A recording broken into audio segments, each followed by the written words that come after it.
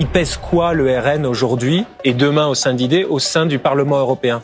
Quand on est député RN, on fait quoi ici? Moi, je fais le constat aujourd'hui, mais qui est largement partagé, qu'évoquait Jean Quatremer, c'est que le RN aujourd'hui est totalement isolé au sein du Parlement européen et le groupe ID est isolé. Et c'est un des enjeux des élections européennes. À la présidentielle, on nous a dit il y a un vote utile. Il y a un vote utile parce qu'il faut être absolument au second tour.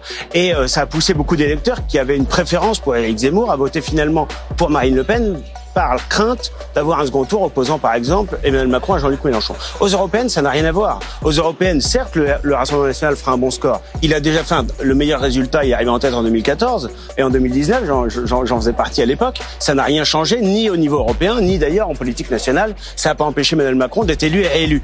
Et en revanche, avoir des députés, aujourd'hui on est donné à 8% dans les sondages, ça ferait 8, peut-être 9 députés de Reconquête, je serais plus tout seul ici, eh bien, qui sont dans un groupe qui lui-même est influent parce que on a des alliés qui sont au pouvoir, donc qui siègent au Conseil, les Italiens, les Tchèques, les Finlandais, les Suédois. C'est peut-être important de le dire, hein, le groupe ECR a actuellement 4 partis qui sont au pouvoir et on aura sans doute davantage encore au lendemain des élections européennes. Donc en clair, il vaut mieux avoir 8 ou 10 députés compétents dans un groupe influent que 25 députés pas forcément compétents dans un groupe qui... Jade.